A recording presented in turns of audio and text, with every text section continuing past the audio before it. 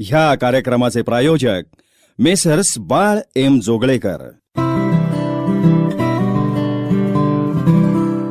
DSK गप्पा, वीणा world उत्सव पर्यटनाचा, माधवबाग आरोग्य हृदय संपदा, प्रकृती जिओ फ्रेश, विश्वेश्वर बँक शंका समाधान बँकिंग बद्दलचं, नाडी परीक्षा आणि त्वचा विकार अशा प्रकारचे 5 किंवा 10 मिनिटांचे कार्यक्रम तुम्हालाही रेडिओवर सादर करायचे असतील तर संपर्क करा. अमेय जोगळेकर 99 20 11 49 17. नंबर पुन्हा एकदा 99 20 11 49 17. मेसर्स बाळ एम जोगळेकर प्रस्तुत यशाची गुरुकिल्लीच्या आजच्या भागात मी प्रिया पाडळीकर आपलं मनापासून स्वागत करते. श्रोते हो, आजच्या भागात यशाची गुरुकिल्ली सांगतायत पुण्याचे प्रसिद्ध orthopaedic and joint replacement surgeon doctor Rishikesh Saraf sir. Doctor Saraf गेली 11 वर्ष पुण्यात जॉईंट रिप्लेसमेंट तज्ज्ञ म्हणून कार्यरत आहेत. सर नमस्कार. नमस्कार. स्टुडिओत आपलं स्वागत. पहिल्यांदा सगळ्यात पहिले मी असं विचारू इच्छिते तुम्हाला की आपल्या वैद्यकीय सेवेमध्ये प्रॅक्टिकल नॉलेज आणि आपण घेतलेलं शिक्षण याची सांगड तुम्ही कशी घालता? वैद्यकीय शिक्षण जर का आपण बघितलं तर हे MBBS, त्याच्यानंतर MS जनरल सर्जरी किंवा ऑर्थोपेडिक सर्जरी आणि त्याच्यानंतर जॉईंट रिप्लेसमेंट किंवा आर्थ्रोस्कोपीमध्ये फेलोशिप अशा प्रकारचा एक शिक्षणाचा भाग झाला. आणि प्रॅक्टिकल शिक्षण किंवा प्रॅक्टिकल आमच्या वैद्यकीय सेवेमध्ये याला प्रॅक्टिस असं म्हणतो. कारण जे काही शिकतो ते आम्हाला रोज इम्प्लिमेंट करायचं असतं. आणि हे रोज इम्प्लिमेंट करण्यामध्ये प्रत्येक नवीन पेशंट हँडल करताना किंवा नवीन पेशंटला ट्रीटमेंट देताना किंवा त्याच्यावरती सर्जरी करताना रोजच्या सर्जरीमध्ये सुद्धा आम्ही नवीन नवीन गोष्टी शिकत असतो. प्रत्येक सर्जरीमध्ये काहीतरी नवीन गोष्ट असते आणि ती नवीन गोष्ट रोज जशी आपण करतो तसं आपण सुद्धा त्याच्यातून काहीतरी शिकत असतो की ही अशा प्रकारे केल्याने अधिक चांगली होते किंवा असं केल्यानंतर जास्त चांगली होऊ शकेल. सो हा झाला प्रॅक्टिस मधून शिकण्याचा भाग. ह्या दोन्ही गोष्टीला म्हणजे आपण जे पुस्तकी ज्ञान घेतो किंवा आपण शिक्षणामध्ये जे काही शिकतो आणि रोजच्या प्रॅक्टिसमध्ये जे काही शिकतो हे एकत्र करूनच प्रत्येक वेळेला नवीन नवीन पेशंटवरती जेव्हा आपण ते इम्प्लिमेंट करतो आणि त्याला अधिकाधिक चांगल्या प्रकारची सेवा किंवा ट्रीटमेंट देऊ शकतो तेव्हाच आमच्याकडे म्हणतात की ही प्रॅक्टिस जरा चांगली करतायत किंवा हे चांगले डॉक्टर आहेत. वैद्यकीय सेवा ही जी गोष्ट आहे यामध्ये सुद्धा सुरुवातीच्या काळामध्ये भांडवल हा विषय खूप महत्वाचा ठरतो. तर त्यामध्ये आपल्या दृष्टिकोनातून आपण कशी तयारी केलीत हे आम्हाला जाणून घ्यायचंय. वैद्यकीय व्यवसाय करणं खरंच जर बघितलं ना तर खूप आजच्या काळामध्ये अवघड गोष्ट झाली. कारण एकतर शिक्षण होईपर्यंत युजली 27-28 वर्षापर्यंत तुमच्या वयाचा कालावधी निघून गेलेला असतो. आणि जेव्हा तुम्ही प्रॅक्टिस सुरू करता त्यावेळेला तुम्हाला एखादं साधं छोटं क्लिनिक जरी घ्यायचं असेल तरी ती जागा घेण्यापासून किंवा रेंटवर घेण्यापासून सुरुवात करावी लागते. सर्जन समजा माणूस असेल तर त्याला इक्विपमेंट विकत घ्यावे लागतात, त्याचा बेसिक इन्स्ट्रुमेंटेशन सेट विकत घ्यावा लागतो. ह्या सगळ्या बेसिक ज्या नीड्स आहेत की तुम्हाला साधं प्रॅक्टिस सुरू करायची आहे आणि छोट्या सर्जरीपासून सुरुवात करायची आहे तरी सुद्धा तुम्हाला ही इन्व्हेस्टमेंट करणं गरजेचं असतं. माझ्या सुरुवातीच्या काळामध्ये मला जो काही पाठिंबा मिळाला तो माझ्या बायकोमुळे मिळाला. माझी बायको सॉफ्टवेअर इंजिनियर आहे आणि मी जेव्हा ऍक्च्युअली प्रॅक्टिस सुरू केली तेव्हा ती सॉफ्टवेअर इंजिनियर असून तिच्या कंपनीमध्ये काम करत होती.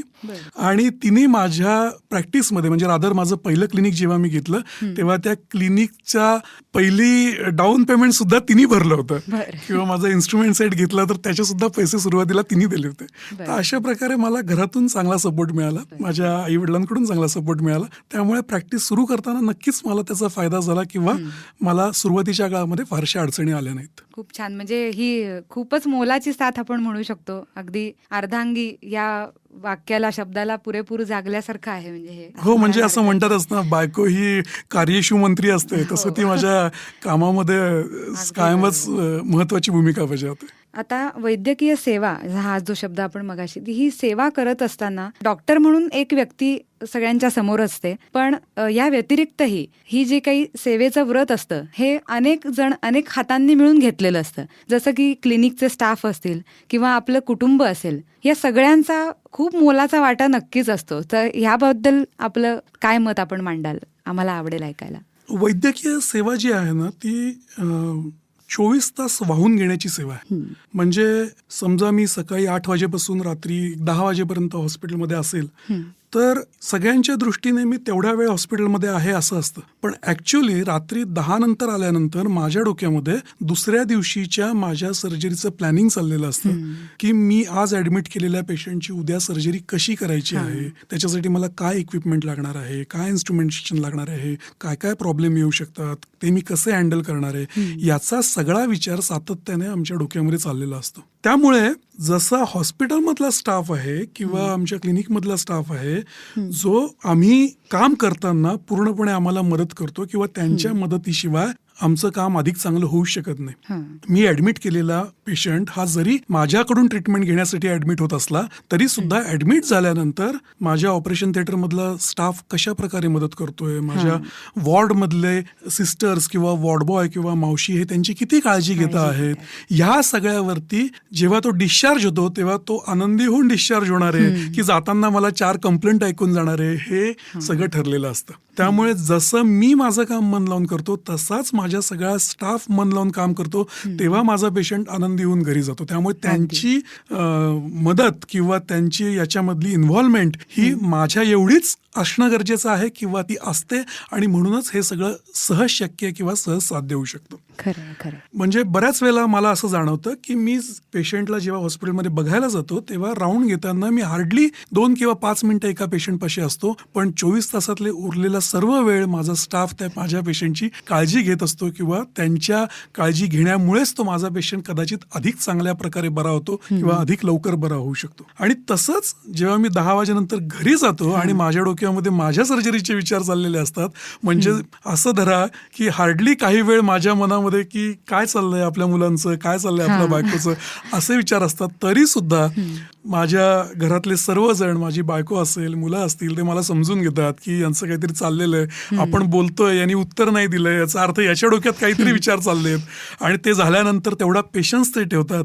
ठीक आहे, हा याच्या सगळं विचार शांत झाले की मग हा आपल्याशी बोलेल. सो हा सगळा सपोर्ट जो फॅमिलीचा सपोर्ट लागतो, त्यामुळेच कदाचित मी म्हणेल की माझा मार्ग अत्यंत सोपा होत आहे किंवा यशाकडे जाण्यासाठी मी पूर्णपणे मन लावून कायम काम म्हणजे करू त्यामध्ये शकतो. कुटुंबाची जी भूमिका आहे ती खूपच अजूनच महत्वाची, की सामंजस्याने घेणं. एक डॉक्टर ही व्यक्ती जेव्हा आपल्या आयुष्यात असते तेव्हा हे सगळ्या बाजूनी त्याला खूप गोष्टी, मी आता छोट्या छोट्या गोष्टी सांगेल तुम्हाला की एखाद्या दिवशी रविवारी आपल्याला पिक्चरला जायचं असतं, तर ठरलेलं असतं की आपल्याला पिक्चरला जायचं. आम्ही सगळेजण तयार होतो, पिक्चरला निघतो आणि मला हॉस्पिटलवरून फोन येतो इमर्जन्सी आला.